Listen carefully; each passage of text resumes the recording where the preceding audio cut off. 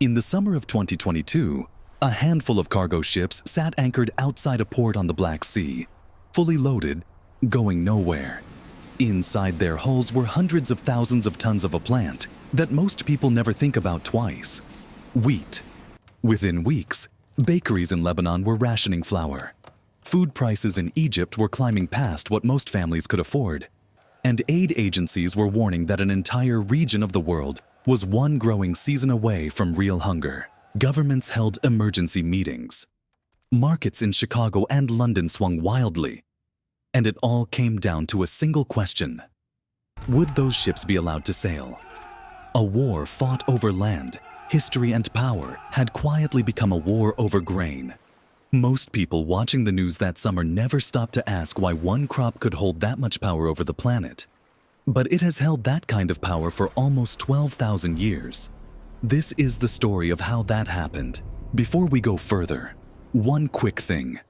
A lot of people watching this are doing it on a TV, stretched out on a couch, without a phone or a mouse anywhere nearby. So if you're enjoying this and you'd like to see more of these hidden histories, subscribing really does help the channel keep going. And sharing it with someone who'd find this interesting helps even more. It costs nothing, it takes a few seconds, and it genuinely matters for what this channel can keep doing. Now back to the story. Long before it had a name, before anyone wrote it down, wheat was just a wild grass clinging to the slopes of a volcano. That volcano still exists. It's called Karakada, and it sits in southeastern Turkey, in a region known today as Şanlıurfa, not far from a far more famous site that has rewritten what we thought we knew about the dawn of civilization: Göbekli Tepe. For decades, archaeologists could only guess where domesticated wheat had come from. The breakthrough didn't come from a shovel, it came from a laboratory. In 1997, a geneticist named Manfred Hahn and his team collected hundreds of samples of wild wheat from across the entire arc of the Fertile Crescent, stretching from Turkey through Syria, Lebanon, Iraq, and Iran.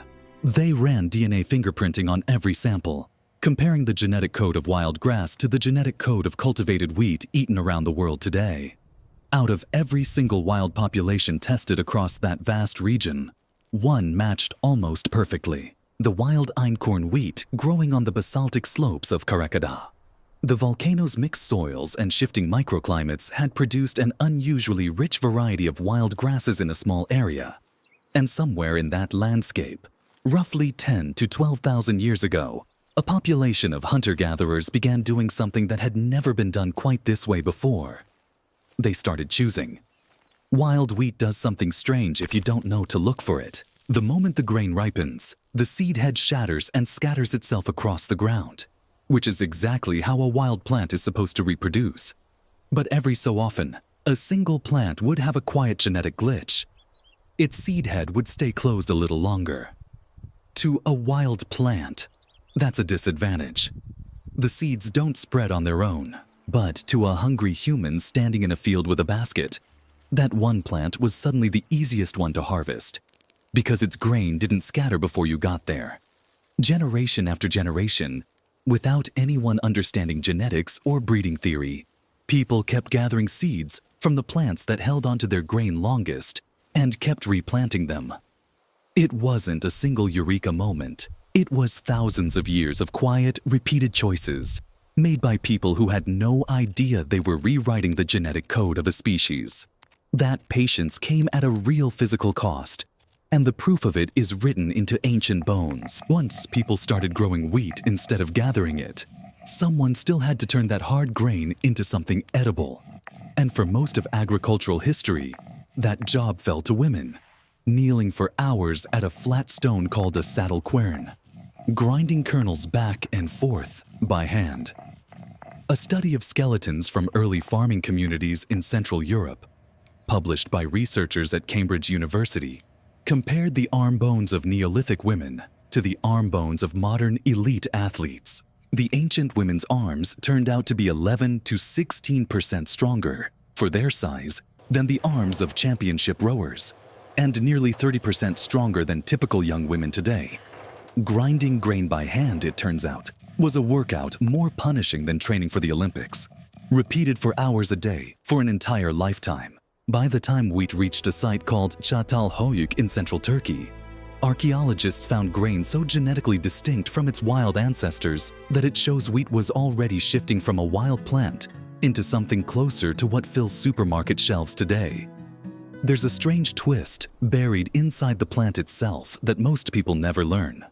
The bread wheat eaten in most of the world today isn't simply a domesticated version of one wild grass. It's the result of an accidental crossbreeding between two entirely different plants. A tetraploid wheat already being farmed by early humans, and a wild weedy goat grass that was never meant to interbreed with it at all. Sometime around 8,000 years ago, in a field somewhere in the Fertile Crescent, that unlikely cross happened anyway, fusing 3 separate sets of chromosomes into one plant. The result is a genome so large and so tangled with repeated sequences that scientists consider it one of the most difficult genomes in modern biology to map. Roughly 5 times the size of the human genome, despite belonging to a plant that can't walk, think, or do anything except grow where it's planted. That shift changed everything about how humans lived. A wild grass that scattered its own seed couldn't be counted on, planned around, or stored for the lean months. A grain that stayed put could be. Once that happened, something that sounds simple but wasn't. People stopped following food and started staying in one place, waiting for food to grow. Villages appeared. Granaries appeared. Ownership of land, something that meant very little to a wandering hunter-gatherer, suddenly meant everything. And once humans were tied to fields instead of following herds, they needed a way to keep track of who owned what, who had given what, and who still owed what. Some of the very earliest writing systems on Earth, scratched into clay tablets in the cities of ancient Mesopotamia, weren't poems or prayers. They were grain accounts. Wheat didn't just feed early civilization. In a very real sense, it gave civilization a reason to start counting, recording, and remembering, which is something close to the root of written history itself. From Mesopotamia, wheat followed the rivers. It moved into the Nile Valley, where Egyptian farmers learned to read the annual flood of the river with extraordinary precision, timing their planting to soil left soaked and fertile by the receding water. Egypt's grain surplus became so reliable that it eventually attracted the attention of an empire, forming hundreds of miles to the northwest. One that would turn wheat into something it had never been before. A tool of political control on an imperial scale. By the time Rome had grown into a city of nearly 1 million people, it faced a problem no city of that size had ever faced. It could not feed itself. The surrounding Italian countryside simply didn't produce enough grain. And a city that hungry, sitting that close to its own emperor, was a city that could turn violent overnight if the bread ran out. The Roman solution was a logistical system called the cura annone, the care of the grain supply, and it eventually grew into one of the most sophisticated supply chains the ancient world ever built. After the Emperor Augustus annexed Egypt in 30 BCE, the Nile Valley became Rome's single most important breadbasket, its predictable floods producing surplus that no other province could match. Every year, a fleet of grain ships, the Classis Alexandrina, sailed from Alexandria to the port of Ostia, where the wheat was unloaded, weighed, and stored in massive warehouses called horrea before being distributed to roughly 200,000 Roman citizens who showed up with small tokens called tesserae to claim their monthly ration. An official appointed directly by the emperor, the Praefectus Annoni, oversaw the entire operation. It wasn't charity. It was governance. A well-fed Rome was a manageable Rome, and emperors understood that bread, alongside the games and spectacles offered in the arena, was one of the surest ways to keep an enormous, restless population from turning into a mob. Feeding that many people also pushed Roman engineering somewhere genuinely remarkable. Near the city of Arles, in what is now southern France, Roman engineers built a complex called Barbegal. 16 separate water wheels arranged in 2 cascading rows down a hillside, all fed by a single aqueduct. It has been described by archaeologists as the largest concentration of mechanical power known anywhere in the ancient world. An industrial-scale flour mill built almost 2,000 years before anyone used the word Industrial. Recent studies of mineral deposits left behind on the mill's decayed wooden machinery suggest the complex may have produced hardtack and durable flour for ships departing nearby ports rather than for the city itself. But either way, the message is the same. An empire built on bread was willing to build extraordinary machines just to keep that bread coming. But that system had a hidden vulnerability, and it's one of the quieter, less discussed costs of how ancient grain empires actually worked. Much of the wheat grown to feed Rome, particularly on the vast estates of Sicily and North Africa, was cultivated using forced labor, a fact that rarely makes it into the more romantic retellings of bread and circuses. The empire's stability rested, in part, on land worked by people who had no stake in the harvest they were producing. And because Rome had built its entire food security around a small handful of distant provinces instead of its own land, the empire had quietly made itself dependent on places it didn't fully control. In 439 CE, a Vandal king named Gaiseric captured Carthage and the surrounding North African provinces, seizing what had become one of Rome's last reliable granaries. He didn't need to march on Rome itself. He simply held its food supply hostage. The grain dole that had propped up half a millennium of imperial stability withered, and historians still point to the loss of that African breadbasket as one of the final blows that the Western Roman Empire never recovered from. An empire that had used wheat to buy peace at home had never built a way to feed itself if that wheat ever stopped arriving by ship. Wheat's spread into those colder northern lands wasn't simple either. Much of northern Europe was covered in dense, heavy clay soil that the old lightweight scratch plows used around the Mediterranean simply couldn't break. It took the gradual adoption of a heavier iron-tipped plow paired with a new farming system that rotated fields through wheat, other grains, and a fallow resting season to finally make those northern soils productive on a large scale. Historians often point to that combination as one of the quiet engines behind medieval Europe's slow population growth. Proof that wheat's expansion across the continent was less a single triumphant march and more a centuries-long argument with difficult dirt. As farming spread north into the colder, wetter regions of medieval Europe, a different danger crept into Europe's bread, one with a far stranger story attached. In regions too cold and damp for wheat, farmers leaned on a hardier relative, rye, which could survive winters wheat couldn't. But rye carried a hidden risk that nobody understood for centuries. A small, dark fungus called ergot, which could grow on grain heads during cool, wet harvests. Anyone who unknowingly ate bread baked from ergot-contaminated rye flour could develop a horrifying set of symptoms: burning sensations in the limbs, convulsions, and in severe cases, gangrene as blood flow to fingers and toes shut down entirely. Medieval communities, with no concept of fungal toxins, called the affliction Saint Anthony's fire and built entire religious hospital orders just to treat it, nursing sufferers with ointments and prayer while the actual cause sat undetected in the flour bin. It wasn't until centuries later that scientists finally traced the suffering back to a fungus on a grain head. As wheat farming gradually expanded and partly displaced rye across much of Western Europe in later centuries, the outbreak slowly faded, a strange and largely forgotten footnote in the long relationship between grain and human health. By the 19th century, wheat was about to be transformed again, this time not by farmers in a field but by traders in a room. In a flour store attic in Chicago in 1848, a group of grain merchants founded an organization that would change how the entire world thought about agriculture: the Chicago Board of Trade. At first, wheat was simply bought and sold by physical sample, one sack at a time, exactly as it had been for thousands of years. But as railroads began pouring grain into Chicago from across the American Midwest, the old system collapsed under its own volume. The Board of Trade introduced standardized grading, sorting wheat by quality into uniform categories, so that grain from one farmer's field could be mixed in a massive elevator with grain from 100 other farms and sold as an interchangeable, predictable product. Towering grain elevators rose along the Chicago River, some of the tallest structures in the city before its famous skyscrapers existed. capable of holding millions of bushels and loading hundreds of rail cars in a single day.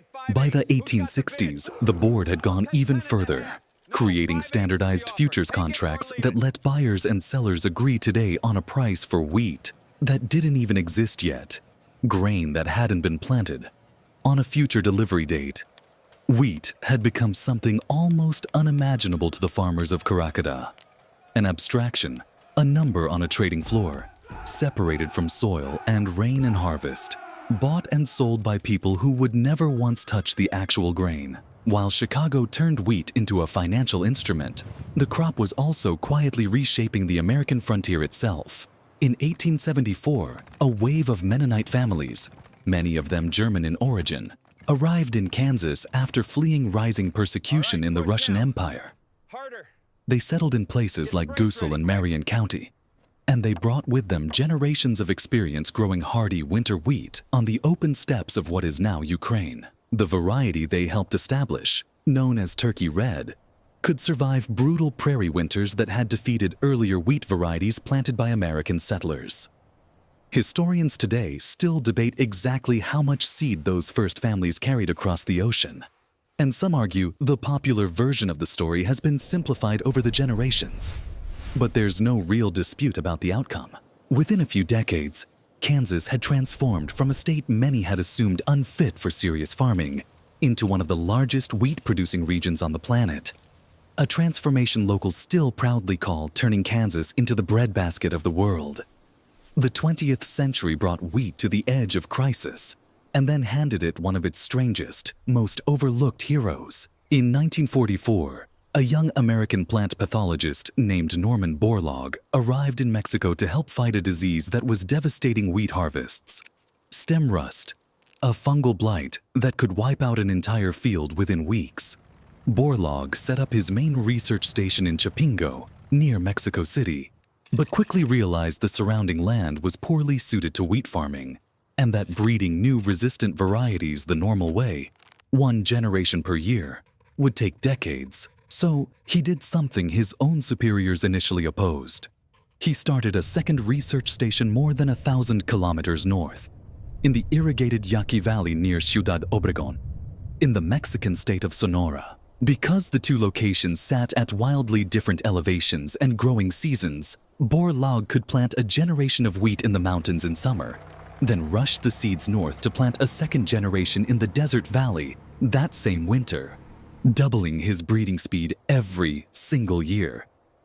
It was unheard of at the time, and it worked. Borlaug and his small team spent years hand-pollinating thousands of individual wheat plants under the sun, a slow, exhausting, almost monk-like task, crossing variety after variety in search of a wheat plant that combined rust resistance with a shorter, sturdier stalk that wouldn't collapse under the weight of a heavier grain head. By the early 1960s, his semi-dwarf varieties, with names like Pedic 62 and Penjamo 62, had transformed Mexican agriculture. Within a single generation of farmers, 95% of Mexico's wheat fields were growing Borlaug's new strains, and the country's harvest had grown roughly 6 times larger than it had been when he arrived, turning Mexico from a wheat importer into a wheat exporter. When those same disease-resistant high-yield varieties were brought to India and Pakistan in the 1960s, both countries were standing on the edge of mass famine. Within a few short years, both nations recorded harvests that broke every previous record. Borlaug's work, later named the Green Revolution, is credited by agricultural historians with helping prevent famine on a scale that could have claimed the lives of hundreds of millions of people. In 1970, he was awarded the Nobel Peace Prize, one of the only times in history that prize has gone, even indirectly, to a single crop. The disease Borlaug spent his life fighting never actually went away. It just went quiet for a few decades. In 1998, researchers in Uganda detected a new strain of stem rust fungus, eventually named UG99, that could overcome the genetic defenses bred into most of the world's wheat. Screening of more than 200,000 wheat varieties found that something like 85 to 95% of the wheat grown around the planet had no natural resistance to it. The strain has since spread across East Africa and the Middle East, and scientists with the rust monitoring program Borlaug himself helped establish continue tracking it closely today, fully aware that the same threat that once nearly starved entire continents in the early 20th century is still out there, patiently evolving, waiting for the next gap in human attention. And yet, even this triumph carried a hidden cost, the kind every ordinary object in the story seems to eventually reveal. Borlaug's miracle wheat needed far more fertilizer than older varieties to reach its full potential. And the same irrigated valley in Sonora that gave birth to the Green Revolution is, today, dealing with decades of heavy agrochemical use, with researchers tracing soil and groundwater contamination back to the very farming techniques that once saved a continent from starvation. The plant that helped feed a booming 20th century population also helped usher in a new era of industrial agriculture, one with its own long list of environmental costs still being tallied today. Which brings the story full circle, back to those cargo ships anchored outside a Black Sea port. Ukraine's dark, fertile soil has been called the breadbasket of Europe for well over a century, a reputation built on some of the richest farmland on the planet. That reputation has a darker history of its own. In the early 1930s, Soviet authorities under Joseph Stalin imposed extraordinarily harsh grain quotas on Ukrainian farms in the name of rapid industrialization, confiscating grain that rural families needed simply to survive. The resulting famine, known as the Holodomor, remains one of the most devastating tragedies of the 20th century, and historians still debate how deliberately it was engineered, though there is no debate that grain itself, the very thing meant to feed people, was turned into an instrument of state control. Nearly a century later, the same wheat fields became a flashpoint again. This time, as Black Sea shipping routes were blocked during the war that began in 2022, threatening grain supplies for countries thousands of miles away who depended on Ukrainian exports to feed their own people. The story of wheat as a tool of power, first glimpsed in the granaries of Rome, never actually ended. It simply changed ports. It's strange to think that something this quietly powerful started as an accident of nature on a volcano nobody had heard of. A single mutant seed head that refused to shatter at the right moment. Wheat never set out to build empires, start famines, fill Nobel ceremonies, or hold modern shipping lanes hostage. It just kept doing the one thing it was bred to do for 12,000 years. Stay put, hold its grain, and wait for someone to come harvest it. Everything else, the cities, the writing systems, the wars, the trading floors, the Nobel Prize, the headlines about ships stuck off a Ukrainian coast, came from what humans decided to build around that one small trait. To most people watching the news that summer in 2022, wheat is just a crop, sitting quietly in a field, waiting for harvest season. To history, it has been something closer to a current running underneath nearly every civilization that has ever risen, and in more than one case, every civilization that has fallen. So here's a question worth sitting with. What ordinary object do you think has shaped human history more than people realize? Let us know what you think it is and why down in the comments.